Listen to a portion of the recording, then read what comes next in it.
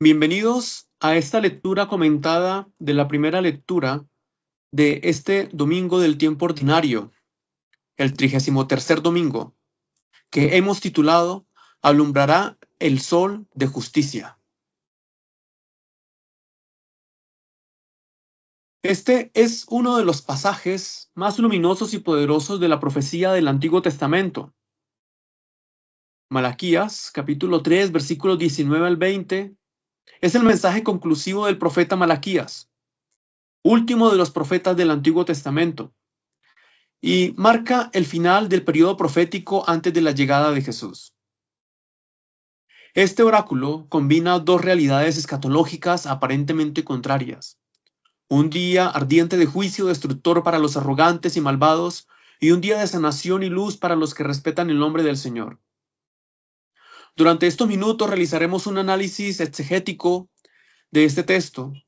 Exploraremos la riqueza del vocabulario hebreo, situaremos el texto en su contexto, consideraremos su recepción en la historia del arte cristiano y desvelaremos la interpretación que la tradición le dio a este pasaje desde el punto de vista cristológico.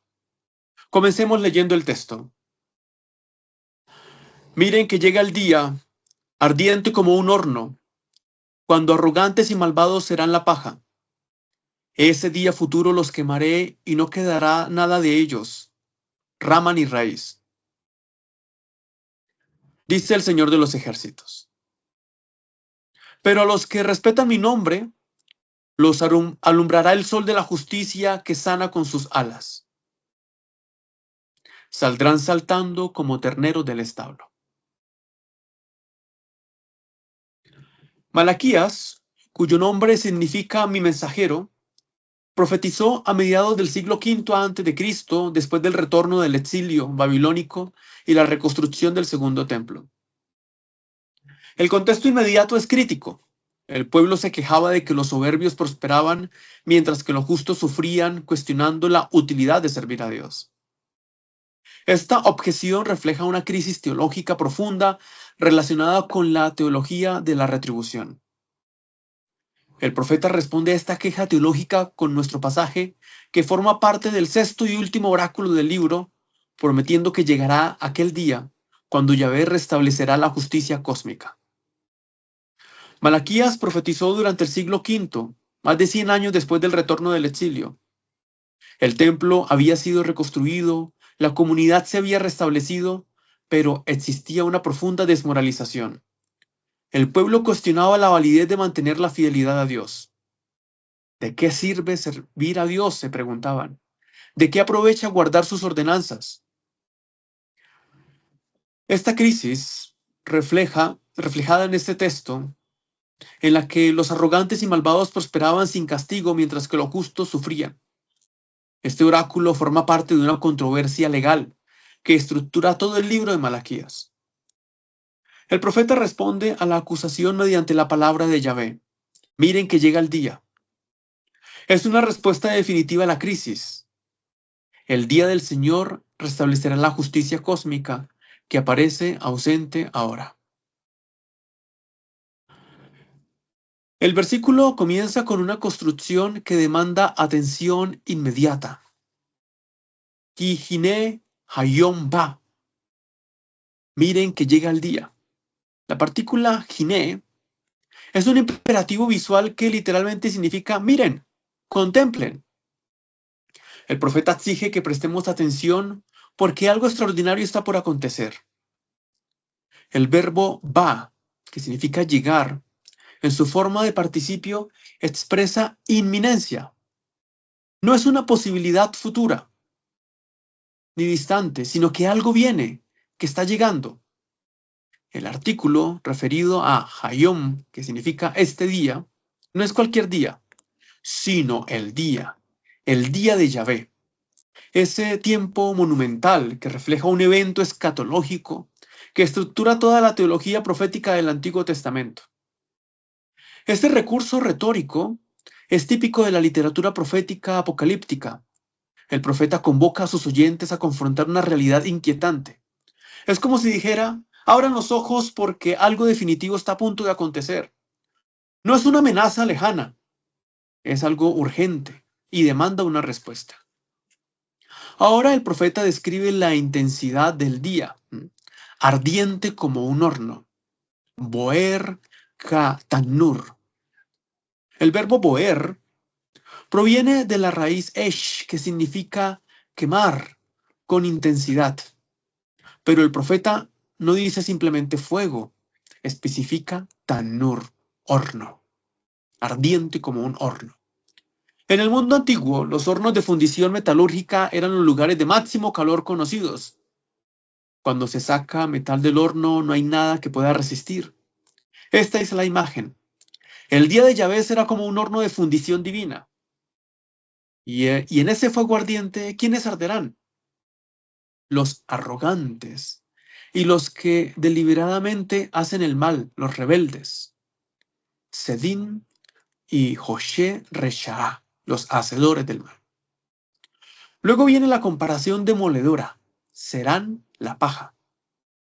En el mundo agrícola, después de la cosecha, se separa el grano de la paja mediante el aventado.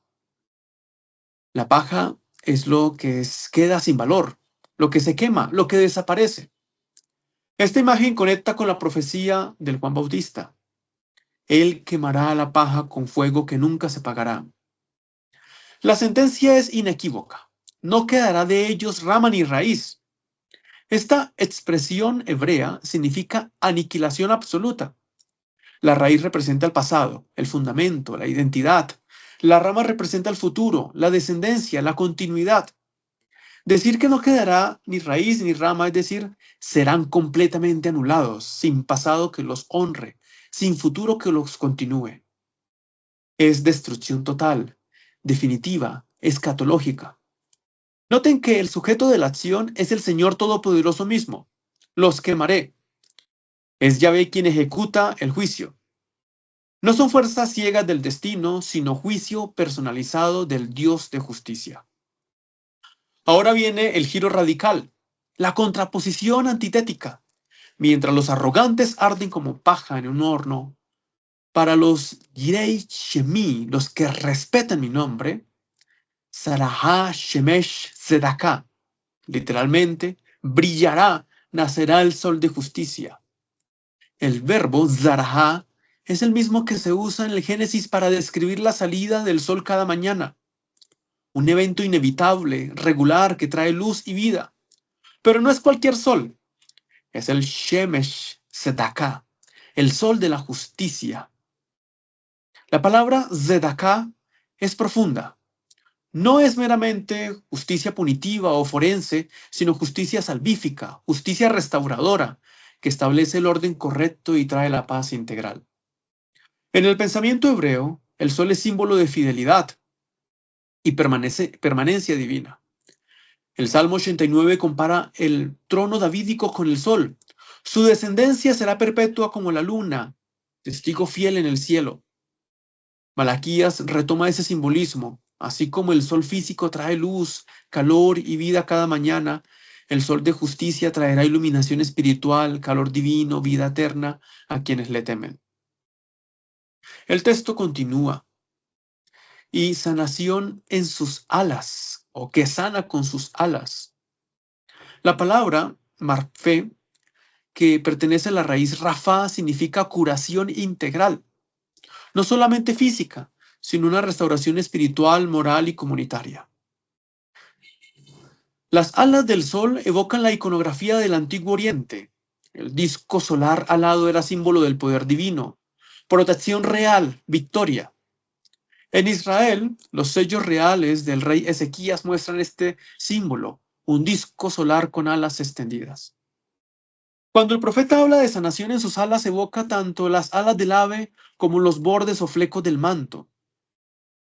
Recordemos el pasaje de la curación de la mujer con hemorragias, cuando toca el manto.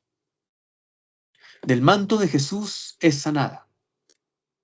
Las alas del sol de justicia traen sanación completa, restauración total. El texto concluye con una imagen de alegría radiante. Los liberados saldrán saltando como terneros del establo. Después de estar confinados en la oscuridad del establo, los terneros salen al sol y saltan de pura alegría. Esta es la experiencia de los que respetan el nombre de Yahvé cuando se levante el sol de justicia. Liberación, gozo, movimiento, vida. En contraste absoluto con la aniquilación de los arrogantes. Es la promesa de la esperanza que cierra el Antiguo Testamento. El futuro pertenece a los justos. La iglesia primitiva comprendió esta profecía como cumplida en Jesucristo. En el mausoleo M, bajo la Basílica de San Pedro, un extraordinario mosaico del siglo III muestra a Cristo representado como Helios, el dios solar, montando una cuadriga radiante, fusionando la iconografía solar pagana con la cristología cristiana. San Jerónimo escribió sobre esta apropiación. Si los paganos lo llaman Día del Sol, también lo hacemos con gusto, porque hoy ha amanecido la luz del mundo, hoy ha aparecido el sol de justicia. En el Renacimiento, Durero creó su célebre grabado Sol Justitiae, mostrando a Cristo como el sol de justicia, sosteniendo espada de juicio y balanza de equidad, entronizado sobre un león, cumpliendo esta profecía de Malaquías en su forma escatológica de juez final. La tradición artística confirma lo que la teología ha proclamado. Jesús es el sol de justicia prometido. La iglesia primitiva reconoció unánimemente que Malaquías 3:20 era una profecía mesiánica. Clemente de Alejandría escribió: Cristo, el sol de la resurrección, el que nació antes de la estrella de la mañana y con sus rayos otorga vida. San Ambrosio se refirió a Cristo como el verdadero sol en su himno Splendor Paterne Gloriae. También se muestra allí un cumplimiento en el Nuevo Testamento. El Evangelio de Lucas dice: nos visitará el sol naciente de lo alto. Zacarías aplica Malaquías al Mesías cuando declara: yo soy la luz del mundo, cuando dice Jesús en el Evangelio de Juan. En Mateo también lo encontramos: su rostro brilló como el sol.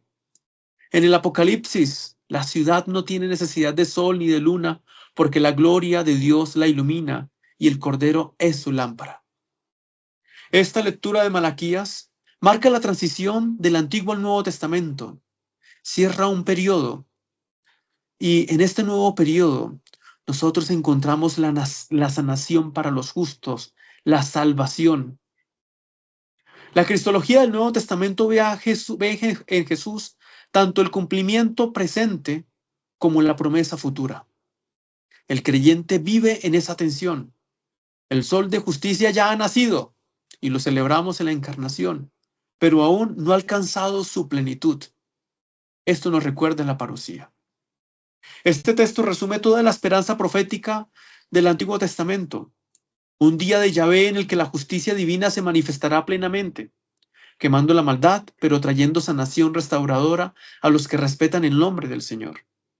Y nuestra tradición cristiana ha reconocido en este sol de justicia la persona de Jesucristo, luz del mundo, quien trae sanación en sus alas a todo creyente. Que esta palabra profética continúe iluminando nuestro camino de fe, recordándonos que al final la justicia de Dios prevalecerá y aquellos que le respetan experimentarán su sanación radical y restauradora. Muchas gracias por acompañarnos una vez más en este análisis.